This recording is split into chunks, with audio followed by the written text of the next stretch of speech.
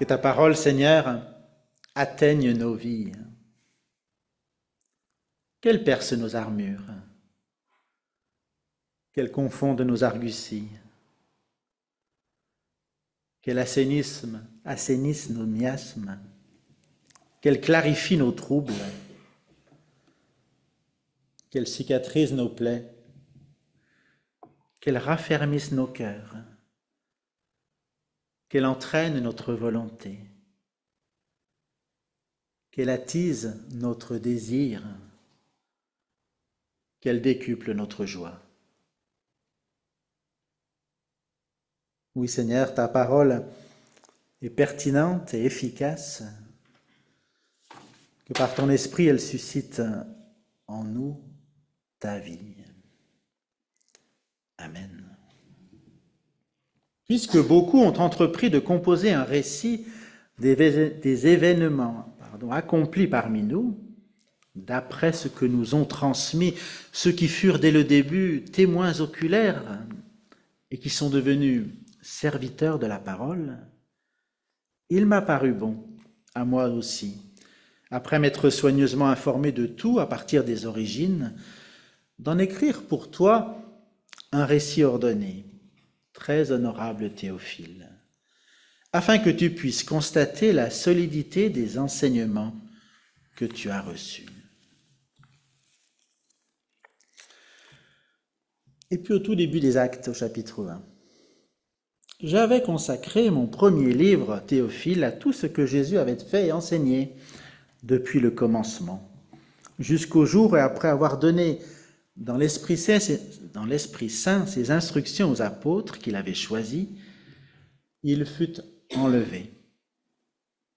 C'est à eux qu'il s'était présenté vivant après sa passion. Ils en avaient eu plus d'une preuve, alors que pendant 40 jours, il s'était fait voir d'eux et les avait entretenus du règne de Dieu. Au cours d'un repas avec eux, il leur recommanda de ne pas quitter Jérusalem, mais d'y attendre la promesse du Père. Celle, dit-il, que vous avez entendue de ma bouche. Jean a bien donné le baptême d'eau, mais vous, c'est dans l'Esprit Saint que vous serez baptisés d'ici quelques jours. Ils étaient donc réunis et lui avaient posé cette question, « Seigneur, est-ce maintenant le temps où tu vas rétablir le royaume pour Israël ?» Il leur dit, « Vous n'avez pas à connaître les temps et les moments que le Père a fixés de sa propre autorité, mais vous allez recevoir une puissance, celle du Saint-Esprit qui viendra sur vous. Vous serez alors mes témoins à Jérusalem, dans toute la Judée et la Samarie, et jusqu'aux extrémités de la terre. » À ces mots, sous leurs yeux, il s'éleva et une nuée vint le soustraire à leur regard. Encore quelques versets un tout petit peu plus loin. Vous connaissez par cœur le récit de la Pentecôte au chapitre 2, et puis la petite communauté qui sort dans la ville, qui rencontre plein de gens, et puis Pierre qui commence un discours, le premier discours de Pierre. On ne va pas le lire en entier, mais « Hommes de Judée et vous tous qui résidez à Jérusalem, comprenez bien ce qui se passe et prêtez l'oreille à mes paroles. » Je vais déjà à la fin du discours. « Que toute la maison d'Israël le sache donc avec certitude. Dieu l'a fait, et Seigneur, et Christ, ce Jésus que vous aviez crucifié. » Le cœur bouleversé d'entendre ces paroles, ils demandèrent à Pierre et aux autres apôtres, « Que ferons-nous, frères ?» Pierre leur répondit, « Convertissez-vous, que chacun de vous reçoive le baptême au nom de Jésus-Christ pour le pardon de ses péchés, et vous recevrez le don du Saint-Esprit. Car c'est à vous qu'est destinée la promesse, et à vos enfants, ainsi qu'à tous ceux qui sont au loin, aussi nombreux que le Seigneur notre Dieu les appellera. » Et par bien d'autres paroles, Pierre rendait témoignage et les encourageait. Jusqu'ici notre lecture. Vous l'avez compris, j'ai envie de parler avec vous ce matin du livre des Actes que nous étudions à Vienne-Roussillon-Savalier dans le groupe de partage biblique. Un livre à la fois bien connu et finalement que nous avons plaisir à relire et retravailler. Je voudrais dire quelques mots, j'espère pas trop brouillons, un peu généraux autour de ce livre. Bon, les évangiles nous racontent l'essentiel de notre foi. Jésus, le Christ. Comment il est habité de l'Esprit, comment il est relié au Père, ce qu'il enseigne, ce qu'il prêche, le règne de Dieu qui vient, qui arrive, ses gestes de miséricorde et de puissance.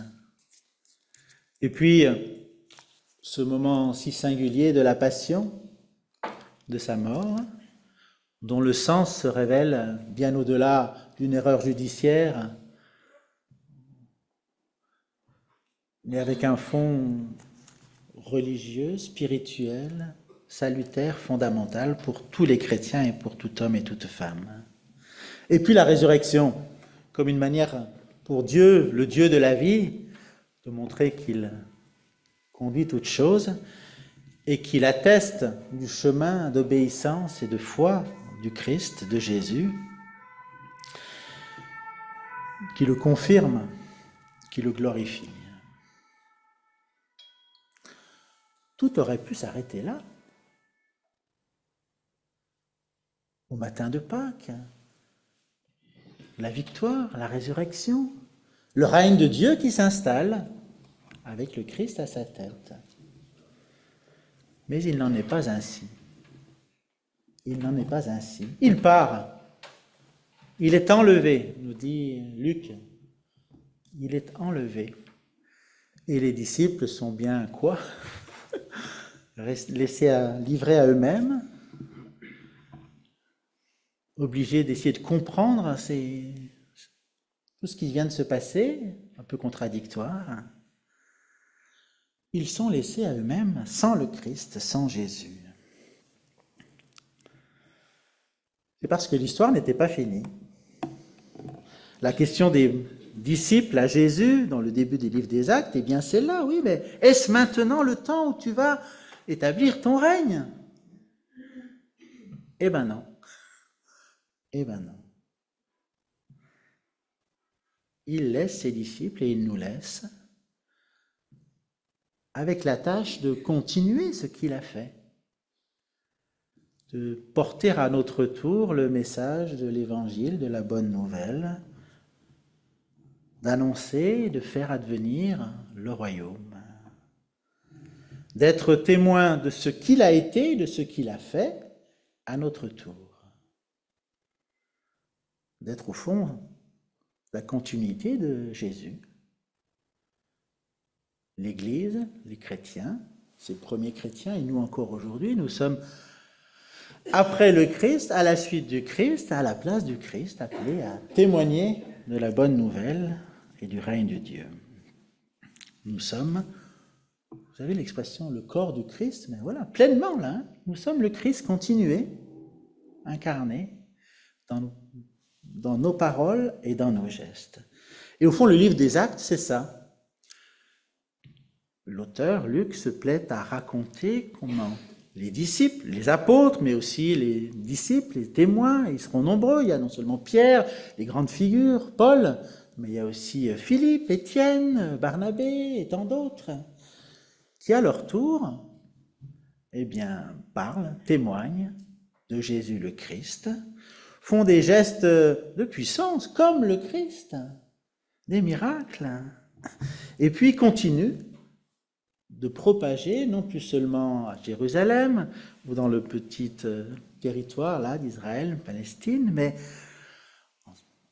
de plus en plus loin et jusqu'au bout du monde, sa parole, son royaume, son règne. La réponse de Jésus à la question « Est-ce maintenant le temps où tu vas rétablir le royaume pour Israël ?» elle est « C'est pas la question. Vous serez mes témoins. Vous serez mes témoins à Jérusalem, dans toute la Judée et la Samarie, jusqu'aux extrémités de la terre. » En plus, c'est un vrai programme parce qu'il y a d'abord à Jérusalem, après il y a, vous savez, la Samarie, la Judée, et puis ça s'éloigne, et ça va jusqu'à Rome, au centre de l'Empire de l'époque. Voilà. comme une manière de dire que ce que Jésus a initié, il faut que ce soit étendu à l'extrême, pour tous. Une sorte d'universalisme dont nous avons la tâche de mettre en œuvre. Vous voyez donc le lien fort entre le Christ et ses disciples, qui est au cœur de ce que nous sommes comme chrétiens et de ce qu'est l'Église et la tâche de l'Église, de continuer d'être témoins après le Christ, du Christ et de son message, de continuer de vivre de sa foi et de la partager.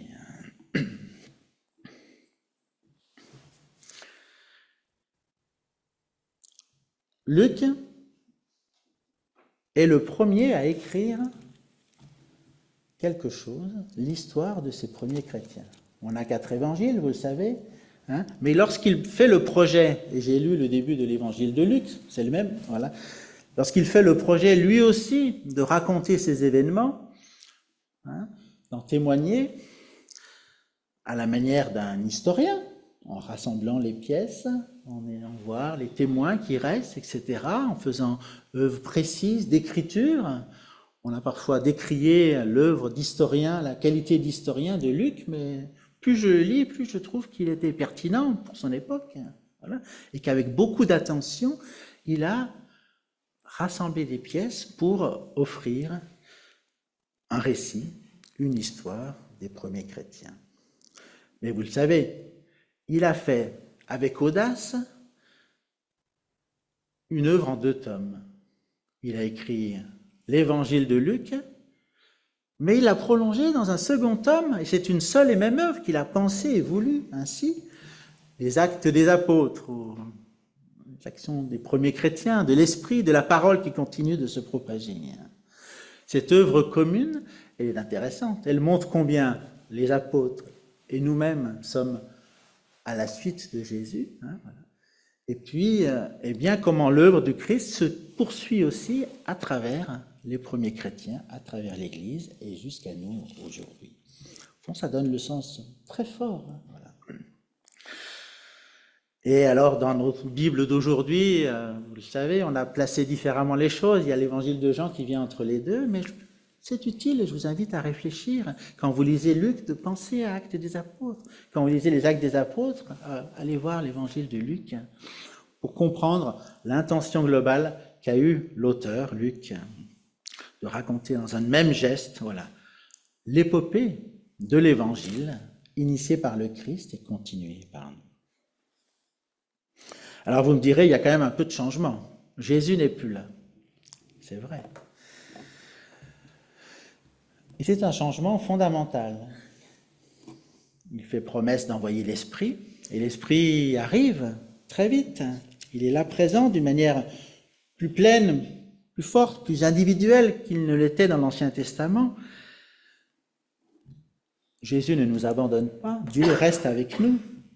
Mais sa manière d'être, et l'Esprit est très important dans les Actes des Apôtres, on pourrait dire qu'au fond, c'est lui qui conduit les choses. C'est lui qui habite les croyants, qui leur donne de l'assurance, qui leur donne les mots pour témoigner, qui leur donne la puissance, la dynamisme pour en rendre compte. Pour autant, l'Esprit, ce n'est plus Jésus. Il est invisible. Et pour le décrire, pour décrire sa présence, c'est un peu compliqué. Alors, on a l'habitude du récit de la Pentecôte qui parle de comme des flammes de feu, comme des colombes qui se descendent, comme des flammes de feu. Mais c'est comme impossible de décrire le Dieu invisible, l'Esprit qui habite en nous. Alors peut-être peut-il se manifester, sa présence peut-elle se manifester par des dons particuliers, celui des langues, mais ce n'est pas toujours le cas, ou d'autres manières. Au fond, Luc ne raconte pas Dieu qui vient à visage découvert et parlant. Non. Luc raconte l'histoire des humains et de l'Église. Et au fond, Dieu est présent pour ceux qui savent le discerner. Et il s'autorise, et il nous invite à faire de même, à discerner la présence de Dieu dans l'histoire de l'Église, dans l'histoire de nos vies. Il dit oui, bien sûr, l'Esprit était là, allons de l'avant. Et Paul et Pierre ne cessent d'essayer de discerner la présence de l'Esprit pour savoir comment avancer, comment conduire l'Église, comment témoigner. Le moment le plus fort, je trouve, c'est ce qu'on appelle l'Assemblée de Jérusalem, au chapitre 15. Il y a une grande question à débattre, à résoudre dans l'Église. Que demander aux chrétiens d'origine païenne? Faut-il les obliger à suivre toutes les prescriptions juives et mosaïques? Et alors on fait venir des témoins. On raconte les récits d'évangélisation, des voyages missionnaires de Paul. On fait parler les uns et les autres, on discute. Et puis les grandes autorités parlent, Pierre, Paul, Jacques. Et puis ensuite, à la fin, on décide. On prend une position, on écrit même une lettre précise. Et à ce moment-là, Luc écrit, l'Esprit Saint et les apôtres ont décidé que. Vous voyez bien qu'il a fallu du discernement, du travail synodal, nous dirions-nous, voilà. Et en même temps, il croyait et nous croyons que l'Esprit était là, qu'il agissait en nous, à travers nous, mais pas sans travail de discernement et de confiance dans la présence de Dieu dans nos vies. Luc, premier historien de l'Église, écrit une œuvre qui à la fois nous lie au Christ de manière définitive, mais nous donne mandat aussi d'agir en son nom, dans le discernement de l'Esprit. Il fait œuvre quand même nouvelle. Il y a continuité, mais il y a aussi nouveauté. Nouveauté parce que c'est la première histoire de l'Église qui est écrite. Nouveauté parce que eh bien, des choses vont changer. Et je l'ai lu dans mon dernier passage. Tous les apôtres sont juifs, et Jésus lui-même est juif. Et c'est au peuple d'Israël que la promesse a été faite. D'ailleurs, dans la question des apôtres, tout est dit. Seigneur, est-ce maintenant le temps où tu vas rétablir le royaume pour Israël?